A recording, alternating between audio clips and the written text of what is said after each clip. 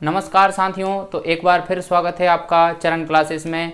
मैं प्रवीण यादव आपको राजनीति पढ़ाने वाला हूं। राजनीति का हम पिछला लेक्चर जो डिस्कस किए थे उसमें हमने जाना था कि क्या जाना था, 2 मिनट रिवाइज करते हैं उसके बाद आगे बढ़ते हैं। तो हमने पिछले लेक्चर में जाना था कि जो 9 दिसंबर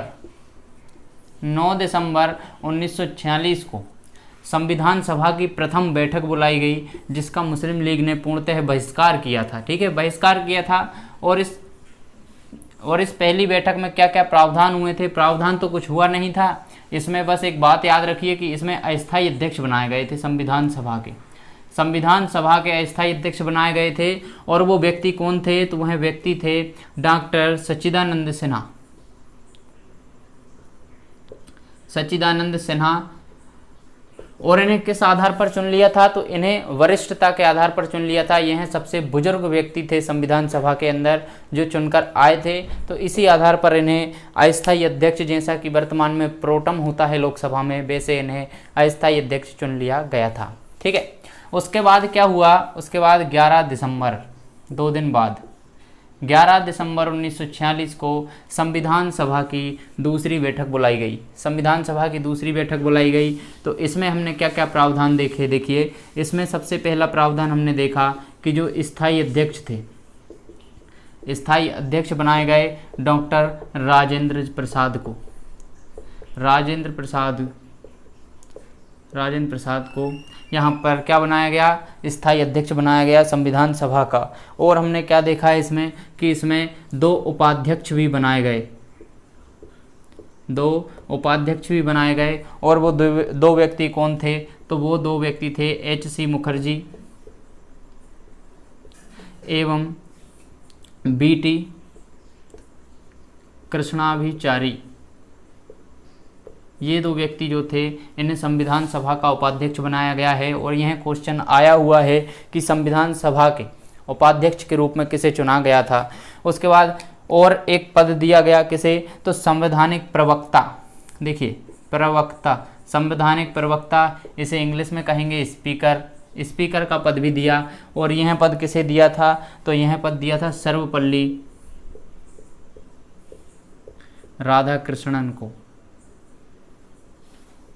राधाकृष्णन जी को यह पद दिया गया। और देखिए आप, संवैधानिक सलाहकार भी नियुक्त किए गए। संवैधानिक सलाहकार, यह थोड़ी बाद की बात है पर आप याद रखिए, संवैधानिक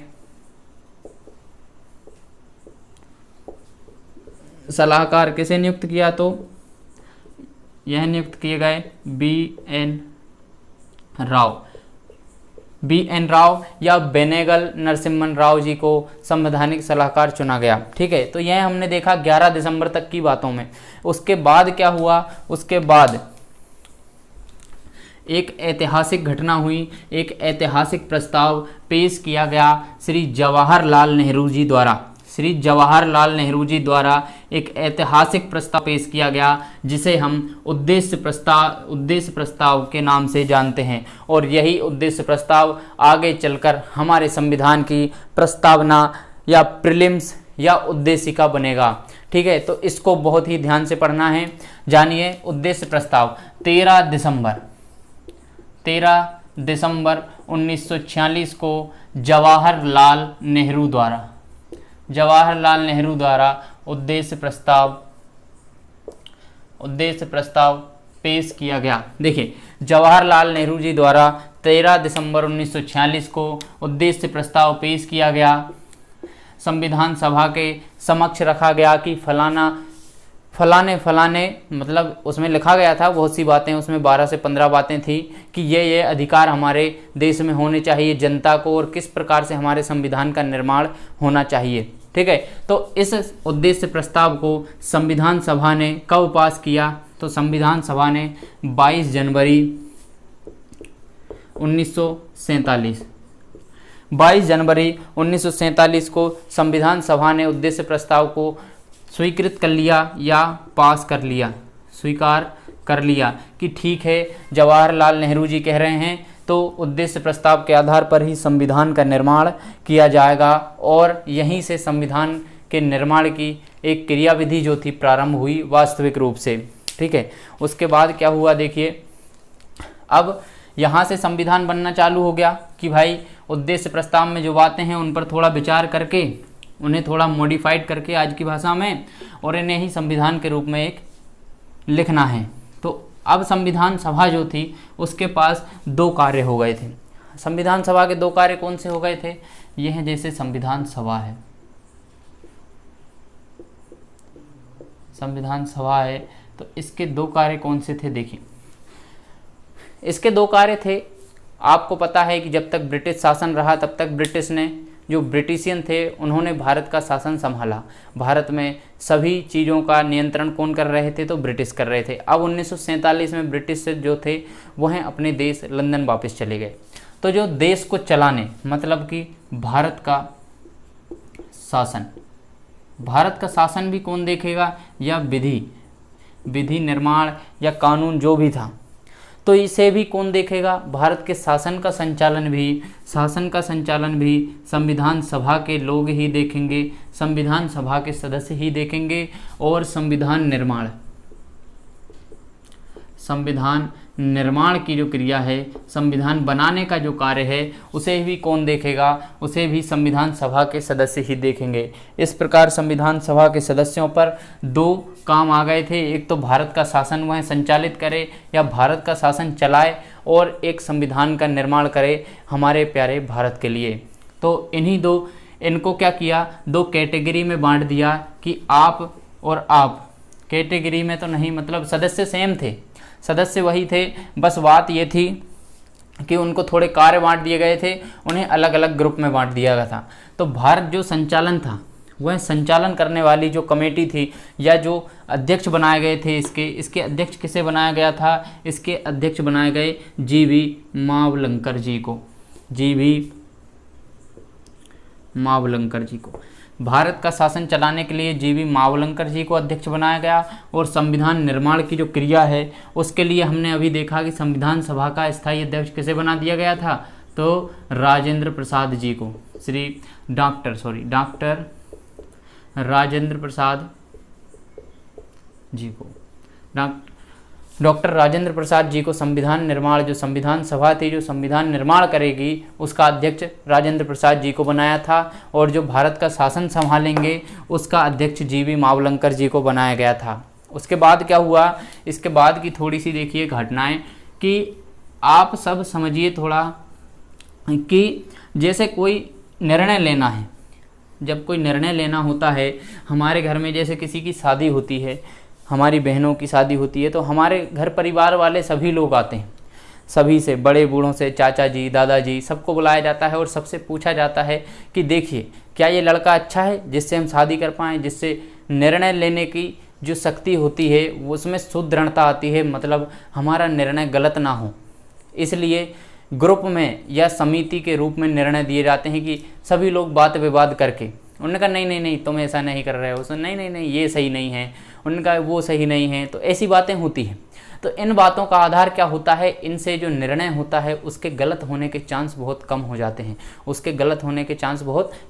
हैं, इसलिए इस प्रकार की बातें की जाती है जिसे हम कहते हैं समितियों में बातें करना या समितियों द्वारा वाद विवाद के द्वारा किसी एक निर्णय पर पहुंचना, और वह निर्णय गलत हो ऐसा बहुत कम होता है। बाकी आप देखिए क्या हुआ कि जो संविधान बनाना था, अब संविधान बनाना जो था एक कठिन कार्य था, एक भव्य कार्य था। आप देखिए हमारा संविधान जो है विश्व का सबसे विस्तृत संविधान में से एक है, या विश्व का सबसे विस्तृत संविधान हमारा भारत का संविधान है।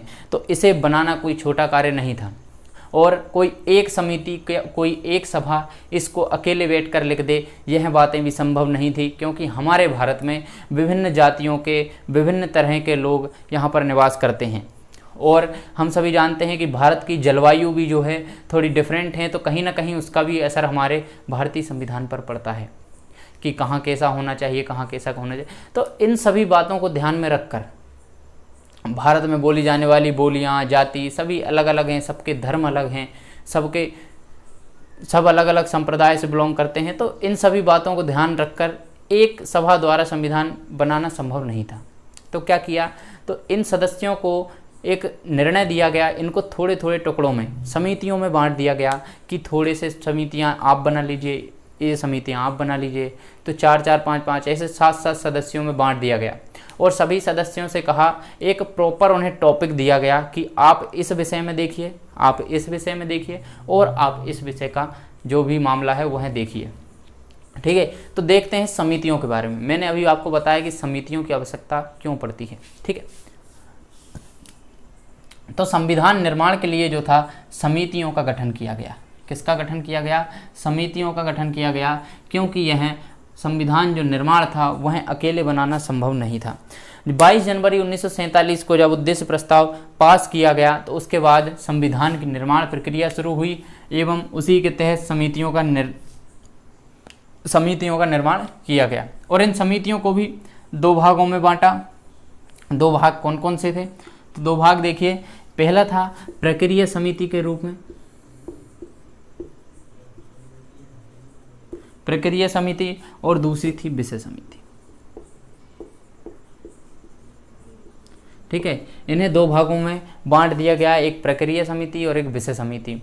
ठीक है, उसके बाद देखिए आप समितियां जो थी उनका मैं इधर पे लिस्ट दे रहा हूं आपको, जो जो समितियां थी और उनके अध्यक्ष जो बनाए गए थे उनकी आपको लिस्ट प्रोवाइड कराई जा रही है, तो आप उनको नोट कर लीजिए या उन्हें याद कर लीजिए। देखें, सबसे पहले लिखा है नियम समिति या वार्ता समिति। इसके अध्यक्ष जो बनाए गए थे डॉक्टर राजेंद्र प्रसाद जी को इसके अध्यक्ष बनाया गया था। उसके बाद लिखा हुआ है कि संघीय शक्ति समिति, संघीय शक्ति समिति के अध्यक्ष किसे बनाए गए? जवाहरलाल नेहरू जी को बनाए गए। 3rd नंबर पर लिखा हुआ है संविधान समिति या संघीय समिति इसे कहा जाता है, जिसे संविधान समिति भी कहा जाता है। उसके अध्यक्ष जवाहरलाल नेहरू जी को बनाए गए। उसके बाद 4th नंबर पर आपका आता है प्रांतीय संविधान समिति। प्रांतीय संविधान समिति के अध्यक्ष जो हैं सरदार वल्लभ भाई पटेल को बनाए गए। ठीक है, उसके बाद क्या है संचालन समिति। संचालन समिति के अध्यक्ष जो हैं राजेंद्र प्रसाद जी को बनाया गया। ठीक है, राजेंद्र प्रसाद जी देखिए 3 समिति के सदस्य रहे हैं। कहाँ कहाँ के रहे हैं? नियम समिति, वार्ता समिति और संचालन समिति के। उसके बाद देखिए प्रारूप समिति के जो अध्यक्ष हैं, कुछ समितियाँ अभी हम जो पढ़ रहे हैं इसके बाद बनेंगी, कुछ पहले बन चुकी हैं, तो आप बस अध्यक्ष सबके यहाँ पर याद कर लीजिए।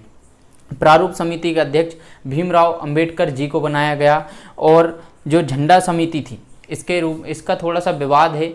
झंडा समिति के अध्यक्ष जेपी कृपलानी दिया गया है, कुछ विकों में राजेंद्र प्रसाद दिया गया है, पर आप जेपी कृपलानी को थोड़ी प्रायोरिटी देने की कोशिश कीजिएगा। ठीक है, उसके बाद क्या है राज्य समिति के जवाहरलाल नेहरू जी अध्यक्ष बनाए गए। उसके बाद परामर्श समिति वल्लभ भाई पटेल अध्यक्ष बनाए गए। उसके बाद सर्वोच्च न्यायालय समिति थी, उसके अध्यक्ष किसे बनाए गए? एस वर्धाचारी को बनाए गए। और ध्यान रखिएगा एस वर्धाचारी को बनाए गए। और जो परामर्श समिति थी इसकी दो उप समितियां थी। इसके अध्यक्ष कौन थे? इसके अध्यक्ष थे हमारे वल्लभ भाई पटेल जी। कौन थे? वल्लभ भाई पटेल। वल्लभ भाई पटेल इसके अध्यक्ष थे और परामर्श समितियों की 2 उप समितियां थी। अब वो 2 उप समितियां कौन कौन सी थी? तो एक थी सर्वोच्च न्यायालय उप समिति और एक थी कौन सी? नहीं, माफ कीजिएगा, सर्वोच्च न्यायालय समिति थी। सर्वोच्च न्यायालय समिति आपको साइड में दिख रहा है, जिसके अध्यक्ष थे एस वर्धाचारी। और परामर्श समिति की जो दो उप समितियां थी वह कौन सी थी? तो वह थी मूल अधिकारी उप समिति, मूल अधिकारी उप समिति, और एक उप समिति कौन सी थी? तो एक इसी के तहत थी अल्पसंख्यक समिति, जिसे इसकी उप समिति के रूप में शामिल किया गया था। अब देखिए जो मूल अधिकारी उप समिति थी इसके अध्यक्ष किसे बनाया गया था? इसके अध्यक्ष बनाया गया था जेपी कृपलानी जी को। जेबी कृपलानी जी को, जिन्हें झंडा समिति का भी अध्यक्ष बनाया गया था। झंडा समिति का, ठीक है, झंडा समिति का अध्यक्ष जेबी कृपलानी जी को ही बनाया गया था और मूल अधिकारी उप समिति का अध्यक्ष भी जेपी कृपलानी जी को बनाया गया था। उसके बाद अल्पसंख्यक जो मामले थे, अल्पसंख्यक समिति के जो अध्यक्ष थे वह हैं श्यामा प्रसाद मुखर्जी। श्यामा, हिंदी में लिखता हूँ, श्यामा प्रसाद मुखर्जी, श्यामा प्रसाद मुखर्जी को यहाँ पर अध्यक्ष बनाया गया था। उसके बाद 2 उप समितियाँ और थी या 2 समिति और थी जिनका आप ध्यान रखिए, बुकों पे अक्सर यह नहीं मिलता है। तो 2 समितियाँ कौन सी थी, देखिए 2 समितियाँ जो आपको बहुत ही तेज याद रखनी है क्योंकि यह बहुत इम्पोर्टेंट है। एक थी पूर्वोत्तर भारत के लिए समिति जो थी, संविधान में पूर्वोत्तर भारत के लिए किसके अध्यक्षता में समिति निर्धारित की गई थी, तो वह थे गोपीनाथ मांडले।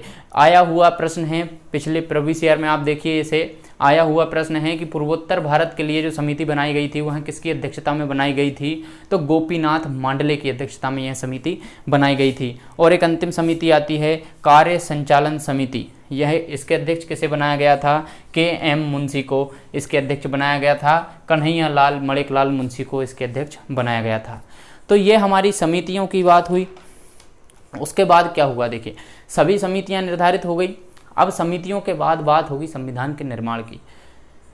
तो जो उद्देश्य प्रस्ताव था, उद्देश्य प्रस्ताव के बाद क्या हुआ, उद्देश्य प्रस्ताव के बाद संविधान की जो समितियां थी उनका निर्माण किया गया। अब इन समिति में से रिपोर्ट पेश करेंगी, यह समिति अपने क्षेत्र में जाएंगी, अपने जो कार्य सौंपे गए हैं उनके आधार पर जब यह रिपोर्ट पेश करेंगी तो उन रिपोर्ट के आधार पर हम संविधान निर्माण करेंगे, संविधान उन रिपोर्ट के आधार पर लिखा जाएगा। ठीक है, तो देखिए कैसे। तो इनमें एक समिति आपने पढ़ी कि जो परामर्श समिति, परामर्श समिति, परामर्श समिति ने क्या किया, परामर्श समिति ने एक काम किया कि भैया परामर्श का मतलब क्या था, परामर्श का मतलब था कि आप सभी व्यक्तियों से, सभी राज्यों से परामर्श लें और उनकी राय जानें कि वह कैसा संविधान चाहते हैं। देखिए हिंदी में देखिए सिंपल भाषा में बोल रहा हूँ, ना कि पुस्तकी भाषा में बोल रहा हूँ, अपनी भाषा सिंपल भाषा। ठीक है, तो क्या कहना चाहता हूँ कि देखिए परामर्श समिति जो थी, परामर्श का मतलब था कि आप सभी राज्यों, जो प्रांतीय विधानमंडल है और जो केंद्रीय विधानमंडल है, केंद्रीय विधानमंडल किसे कहेंगे, जिसे शासन करने का कार्य सौंपा गया है। ठीक है, तो इन दोनों से आप परामर्श करें कि हमारा संविधान जो होना चाहिए किस प्रकार का होना चाहिए, उसमें कौन कौन से प्रावधान होने चाहिए, आप उनके विचार जानकर आए हमारे पास। ठीक है, तो परामर्श समिति का कार्य उनके विचारों को जानना था। ठीक है, तो देखिए उसने क्या किया, परामर्श समिति ने एक डेट याद रखिएगा 17 मार्च 1947। 17 मार्च 1947 को प्रांतीय विधानमंडलों तथा केंद्रीय विधानमंडलों, देखिए यहां पर लिखिए प्रांतीय विधानमंडलों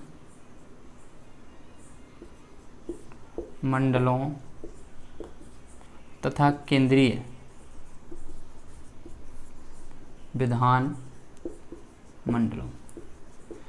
देखिए सुनिएगा ध्यान से। परामर्श समिति ने 17 मार्च 1947 को प्रांतीय विधानमंडलों और केंद्रीय विधानमंडलों के सदस्यों को कहा कि आप अपनी सदस्यों को प्रस्तावित संविधान, देखिए जो प्रस्तावित संविधान था उद्देश्य प्रस्ताव के द्वारा उस पर या उसकी विशेषताओं पर, देखिए परामर्श समिति ने 17 मार्च 1947 को जो प्रांतीय विधानमंडल और केंद्रीय विधानमंडल के सदस्य थे उनसे कहा कि यह प्रस्तावित जो उद्देश्य प्रस्ताव के आधार पर यह प्रस्तावित संविधान है, आप इसके बारे में, आप इसकी विशेषताओं के संबंध में आप अपने विचार भेजिए। मतलब उन सदस्यों से कहा कि यह संविधान है, इसकी विशेषताओं के बारे में आप अपने विचार हमें भेजिए। मतलब आप कुल मिलाकर हमें अपने विचार बताइए कि आप एक कैसा संविधान चाहते हैं, आप अपने संविधान में क्या क्या प्रावधान चाहते हैं। तो क्या हुआ, देखिए इन सदस्यों ने लिखकर भेज दिया पेज। इन सदस्यों द्वारा भेजे गए उत्तर के आधार पर परामर्श समिति ने एक रिपोर्ट तैयार की और इस रिपोर्ट के आधार पर देखिए क्या हुआ, इन सदस्यों ने एक जो उत्तर भेजा उसके आधार पर परामर्श समिति ने एक रिपोर्ट तैयार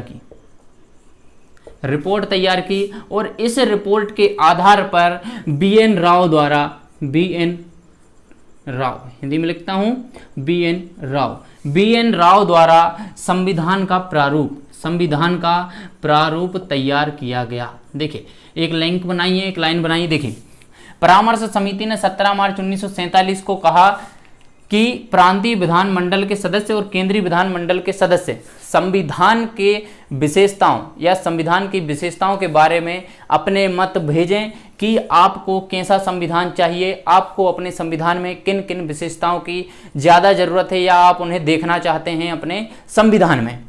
तो उन्होंने जब आंसर भेजा तो उस आंसर के आधार पर जो परामर्श समिति थी इसने एक रिपोर्ट तैयार की और इस रिपोर्ट के आधार पर जो हमारे बेनेगल नरसिम्हन राव जी हैं या BN राव जी हैं, इन्होंने संविधान का प्रारूप तैयार किया। इस प्रकार संविधान का प्रारूप किसके द्वारा तैयार किया गया, तो वह BN राव जी के द्वारा तैयार किया गया। ठीक है, अब तैयार किया गया और इसी प्रारूप पर अब विचार विमर्श करने के लिए अब क्या होगा, एक प्रारूप समिति का गठन किया जाएगा। संविधान में प्रारूप समिति का गठन किया जाएगा और अब संविधान का अच्छी तरह से लिखाना, एक प्रॉपर तरीके से लिखाना स्टार्ट हो जाएगा। ठीक है, संविधान के प्रारूप पर अब विचार विमर्श किया जाएगा। तो देखिए आप, प्रारूप समिति का गठन और संविधान का निर्माण।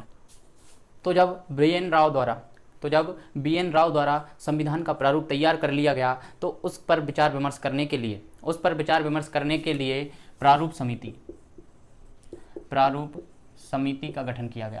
प्रारूप समिति का गठन किया गया और इसका गठन कब किया गया, तो 29 अगस्त 1947 को संविधान में जो प्रारूप था, संविधान का जो प्रारूप था जो कि BN राव द्वारा प्रस्तुत किया गया था, उस प्रारूप पर विचार विमर्श करने के लिए 29 अगस्त 1947 को एक समिति का गठन किया जाता है। और इस समिति के अध्यक्ष जो हैं, इस समिति के अध्यक्ष के रूप में किसे चुना जाता है, तो इसके अध्यक्ष के रूप में चुना जाता है डॉक्टर भीमराव अंबेडकर जी को। इसके अध्यक्ष के रूप में किसे चुना जाता है, तो डॉक्टर भीमराव अंबेडकर जी को इसके अध्यक्ष के रूप में चुना जाता है। और यह जो समिति है इसे 7 सदस्यीय समिति बनाया जाता है। 7 सदस्य इसमें होते हैं। पूछा गया है कि प्रारूप समिति कितने सदस्यीय समिति थी, तो 7 सदस्यीय समिति थी। इसके सदस्यों के बारे में हम बात करें तो इसके जो अध्यक्ष थे वह डॉक्टर भीमराव अंबेडकर थे। देखिए कंफ्यूज ना होइएगा, जो संविधान का प्रारूप जो तैयार किया है, जो संविधान का प्रारूप तैयार किसके द्वारा, यह तैयार किया है BN राव द्वारा, लेकिन प्रारूप समिति के जो अध्यक्ष हैं वह भीमराव अंबेडकर जी हैं। ठीक है, उसके बाद इसमें जो 7 सदस्य शामिल किए गए थे उनके नाम आप देख लीजिए, बहुत ही इंपॉर्टेंट हैं। उसमें दूसरे जो व्यक्ति थे N गोपालास्वामी अयंगर, अल्लादी कृष्णस्वामी अय्यर, कन्हैयालाल मणिकलाल मुंशी, सैयद मोहम्मद सागुल्ला थे। N माधवराव जो थे, N माधवराव को BL मित्र के स्थान पर शामिल किया गया था। पहले BL मित्र थे, किसी कारणवश इनकी मृत्यु हो गई थी, उसके बाद उनके स्थान पर N माधवराव को शामिल किया गया था। और जो DP खेतान थे, पहले DP खेतान को शामिल किया गया था, परंतु इनकी भी मृत्यु होने के बाद TT कृष्णाभिचारी को शामिल किया गया था 1948 में। 1948 में TT कृष्णाभिचारी को शामिल किया गया था। ठीक है, उसके बाद क्या हुआ कि 29 अगस्त 1947 से 21 फरवरी 1948 तक, इस बीच में क्या हुआ, प्रारूप समिति ने संविधान के प्रारूप पर भरपूर विचार विमर्श कर लिया और इसकी रिपोर्ट की जो थी पूर्ण रूप से छानबीन कर ली गई कि क्या यह प्रारूप सही है और क्या इस प्रारूप के आधार पर संविधान का निर्माण किया जा सकता है। ठीक है, और क्या हुआ, 21 फरवरी 1948 को अंबेडकर जी ने कहा कि ठीक है सभी सदस्यों आप आ जाइए, हमने प्रारूप पर जो था, संविधान के प्रारूप पर जो कि BN राव द्वारा तैयार किया है उस पर हमने पूर्ण विचार कर लिया है, आप आ जाइए, आपको हम रिपोर्ट सौंप देते हैं। तो जब फिर से बैठक बुलाई गई, तो जो सदस्य थे वह जो पेज लेकर बैठे थे भीमराव अंबेडकर जी, उस पर एकदम से झूम उठे कि हम भी तो देखें कि प्रारूप समिति ने संविधान के प्रारूप पर क्या विचार विमर्श किया है और इसका क्या निर्णय निकाला है। तो एकदम से झूम उठे, तो सबको एक एक पेज दे दिया। क्या किया, सबको एक एक पेज दे दिया और जो संविधान सभा के जो सदस्य थे वह पेज लेके घर चल दिए, घर निकल लिए, पेज लेके लौट ही नहीं रहे हैं। अब लौट नहीं रहे हैं तो फिर क्या किया, इसके बाद की बात सुनिए, उसको थोड़ा मजाक में लीजिएगा। 21 फरवरी 1948 को रिपोर्ट पेश कर दी और 21 फरवरी के बाद अब सभी सदस्य फिर से चले गए। अब सदस्य विचार विमर्श करेंगे कि क्या यह जो प्रारूप है वह सही है। अभी तक प्रारूप समिति ने विचार किया था, अब कौन अब जो प्रारूप समिति ने जो रिपोर्ट पेश की है, उस रिपोर्ट पर संविधान सभा के सभी सदस्य विस्तार से चर्चा कर लौटेंगे। ठीक है, विस्तार से अपने विचार विमर्श करेंगे और अब इनकी होंगी चर्चाएं। और जो चर्चाएं हैं, देखिए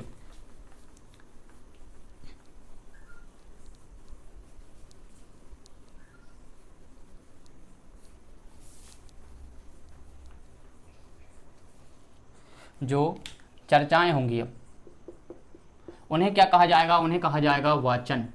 मतलब प्रारूप समिति द्वारा तैयार की गई रिपोर्ट पर अपने अपने विचार विमर्श करने के बाद सभी सदस्यों से कहा गया कि हम 3 वाचन बुलाते हैं, 3 वाचन बुलाते हैं, आप आइए और इसमें भाग लीजिए और अपने विचार बताइए कि आपको इसमें क्या और संशोधन चाहिए। तो ठीक है, इसमें सबसे पहला जो प्रथम वाचन जो बुलाया गया, प्रथम वाचन बुलाया गया 4 से 9 नवंबर 1948, 4 से 9 नवंबर 1948 तक प्रथम वाचन बुलाया गया। इसमें ज़्यादा कुछ बातें नहीं हो पाई क्योंकि कुछ लोगों की तो भाई जान पहचान ही नहीं थी, अब पहली बार मिल रहे हैं, हाथ मिलाने में ही समय चला गया। ठीक है भाई। उसके बाद दूसरा जो वाचन था, जो द्वितीय वाचन था, द्वितीय वाचन यह कब बुलाया गया, तो यह आपका बुलाया गया 15 नवंबर से 17 अक्टूबर 1948 या 1949 तक। 15 नवंबर 1948 से 17 अक्टूबर 1949 तक द्वितीय वाचन बुलाया गया। अब देखिए, यह था सबसे महत्वपूर्ण वाचन। यह सबसे महत्वपूर्ण क्यों था, क्योंकि इस दौरान संविधान के एक एक भाग पर विस्तार से चर्चाएं की गई। तो देखिए आप, लगभग 1 साल का था ये, 15 नवंबर से 15 नवंबर 1 साल हो जाता, कुछ ही दिन शेष थे, लगभग 1 साल का यह पूरा रहा यह दूसरा वाचन। और दूसरे वाचन में संविधान के प्रत्येक भाग पर विस्तार से चर्चा की गई, जिसमें देखिए आप, जिसमें क्या किया गया, 7,635 जो थे संशोधन किए गए या संशोधन किए गए, जिनमें से क्या था, कुछ को ही स्वीकार किया गया पूरे सभी सदस्यों द्वारा। मतलब कुछ जो संविधान संशोधन थे उन्हें सभी सदस्यों का समर्थन प्राप्त हुआ और कुछ को समर्थन प्राप्त नहीं हुआ। इनमें से 2437 जो संविधान संशोधन थे वह द्वितीय वाचन में स्वीकार किए गए, या इतने संविधान द्वितीय वाचन में संशोधित कर दिए गए जो अनुच्छेद थे। ठीक है, उसके बाद क्या किया, उसके बाद तृतीय वाचन बुलाया गया, और यह वाचन जो था तृतीय वाचन बुलाया गया, और यह 14 नवंबर से 26 नवंबर 1949, 14 नवंबर से 26 नवंबर 1949 तक यह अंतिम वाचन चला। इस प्रकार 26 नवंबर 1949 को भारत का संविधान बनकर तैयार हो गया। भारत का संविधान बनकर तैयार हो गया और 26 नवंबर 1949 को ही संविधान सभा द्वारा, देखिए 26 नवंबर 1949 को ही संविधान सभा द्वारा भारत का जो संविधान था उसे अंगीकृत कर लिया गया। शब्दावली याद रखिए, अंगीकृत कर लिया गया। और इसे हम जब विक्रम संवत में बताएंगे तो कैसे बोलेंगे, इसे बोलेंगे मिति मार्ग शुक्ल सप्तमी संवत 2006 विक्रमी को यह पूछा गया है। मिति मार्ग शुक्ल सप्तमी संवत 2006 को हमारा जो भारतीय संविधान था उसे अंगीकृत किया गया। और जब इसे अंगीकृत किया गया 26 नवंबर 1949 को, तो इस समय संविधान सभा में जो सदस्यों की संख्या थी वह 289 शेष रह गई थी। 289 सदस्य इसमें शेष रह गए थे। तो देखिए अब इसके बारे में क्या है, संविधान के बारे में हम कुछ फैक्ट जो हैं वो फैक्ट वन लाइनर फैक्ट के रूप में हम जान लेते हैं, क्योंकि क्वेश्चन लगभग वहीं से बनना प्रारंभ होते हैं। तो आइए जानते हैं वन लाइनर फैक्ट को। हाँ, तो फैक्ट की बात हम करने वाले हैं। तो फैक्ट में आप सबसे पहले आप लिखते जाएंगे, मैं यहाँ पर लिखूँगा ज़रूर लेकिन थोड़े रफ के रूप में। देखिए, जो संविधान बनाने में जो कुल समय लगा, ये तो लगभग सभी व्यक्तियों को पता है, 2 वर्ष 11 महीने और 18 दिन। 2 वर्ष 11 महीने और 18 दिन का समय हमारे पूरे संविधान को बनाने में संविधान सभा द्वारा लगाया गया। उसके बाद सेकेंड आप लिखिए फैक्ट की, इसमें जो खर्च कितना आया था, इसमें जो खर्च आया था वह आया 63 63,96,729 रुपये, लगभग 64 लाख उस समय का लगभग 64 लाख रुपए खर्च आया पूरे संविधान को बनाने में। और संविधान सभा जो थी, संविधान सभा जो थी उसकी कुल 11 बैठकें बुलाई गई। नोट करते रहिएगा, यही क्वेश्चन आते हैं पेपर में। 11 बैठकें बुलाई गई जो कि कितने 114 दिन तक चली थी।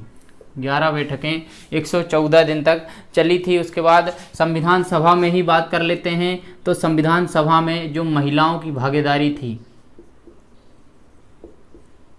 महिलाओं की भागीदारी थी, वह 15 महिलाएं शामिल थी संविधान सभा में। और वहीं अनुसूचित जाति या शेड्यूल कास्ट एससी से बात करें तो एससी के लगभग 33 सदस्य इसमें शामिल किए गए थे। 33 सदस्य इसमें शामिल किए गए थे। जो 15 महिलाओं के नाम हैं वो आपको लिस्ट दिख रही है। आप वीडियो को पॉज करें और 15 महिलाओं के नाम एक बार पढ़ लीजिए। याद करने की आवश्यकता नहीं है, पर एक बार पढ़ लीजिए, ठीक है।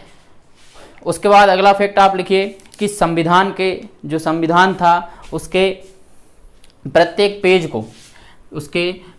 पेज को अपने चित्रों से सजाने का काम, देखिए सुनिएगा, चित्रों से सजाने का काम किसने किया था? तो वह किया था आचार्य नंदलाल बोस ने। किसने किया था? आचार्य नंदलाल बोस ने। पर यहाँ पर आप एक बात ध्यान रखिएगा कि प्रत्येक पेज को तो किसने सजाया था? आचार्य नंदलाल बोस ने।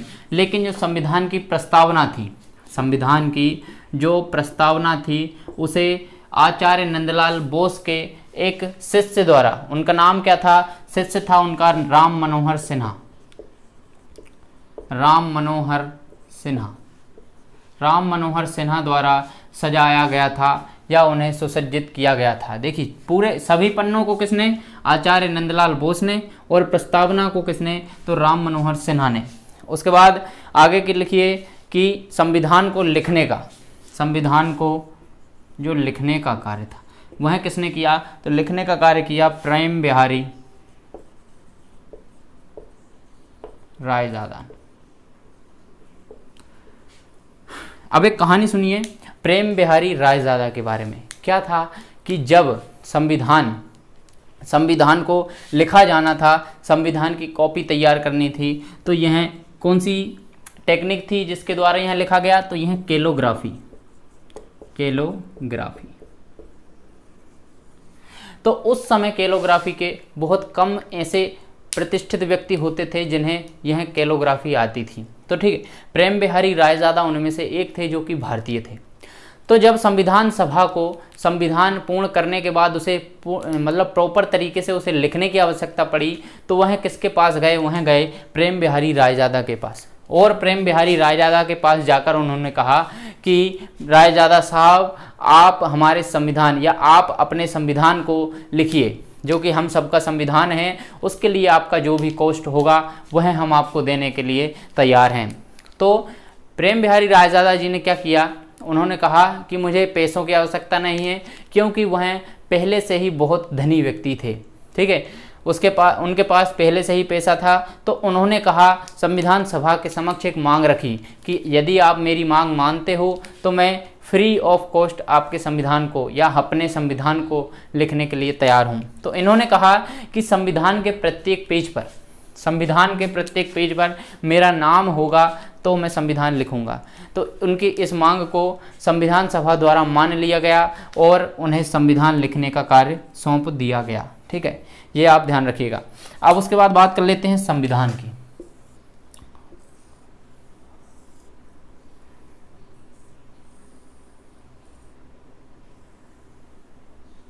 ठीक है, ये हमारी संविधान की बुक हो गई।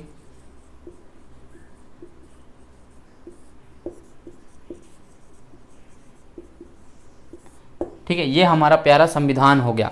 अब इसकी लंबाई की बात करें, इसकी लंबाई कितनी है? तो इसकी लंबाई है 22 इंच। लंबाई इसकी 22 इंच है, चौड़ाई इसकी 16 इंच है।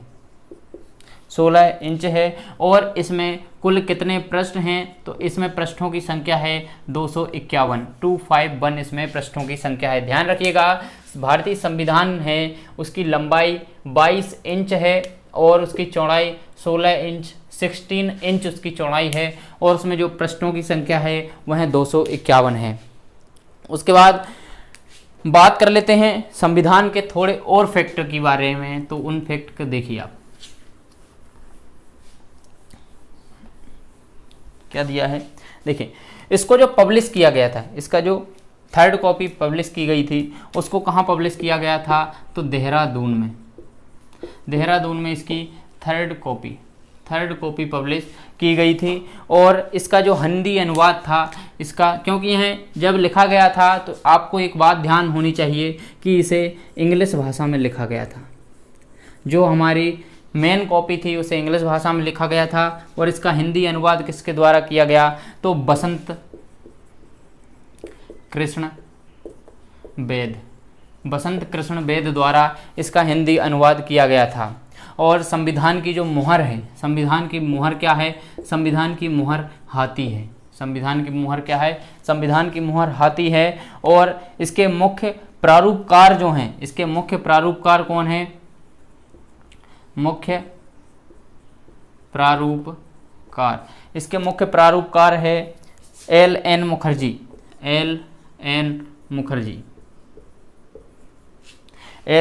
मुखर्जी। और संविधान सभा जो थी उसके बारे में एक फैक्ट और रह गया था कि संविधान सभा जो थी उसके सचिव, माफ़ कीजिएगा यह पिछली वीडियो में मैं नहीं अभी थोड़ी देर पहले मैं नहीं बोल पाया। संविधान सभा के जो सचिव थे उन्हें किन्हें चुना गया था, तो M.A. अयंगर को संविधान सभा के सचिव के रूप में चुना गया था। तो ठीक है, इस प्रकार से हमारे ये फैक्ट हो जाते हैं और इन फैक्ट को आप अच्छे से लिखिए और इनको जरूर याद कीजिए क्योंकि क्वेश्चन यहीं से बन जाते हैं। अब जैसे हिंदी में अनुवाद किसने किया, तो बसंत कृष्ण बेद ने हिंदी अनुवाद किया। पब्लिश कहाँ किया गया था, तो देहरादून में किया गया था, जो कि 3rd कॉपी पब्लिश हुई थी, क्योंकि 1st कॉपी को तो रख दिया गया था। ठीक है, उसके बाद क्या था कि जो मुहर थी उसकी क्या है, संविधान की मुहर जो है हाथी है और संविधान सभा के सचिव M.A. अयंगर थे।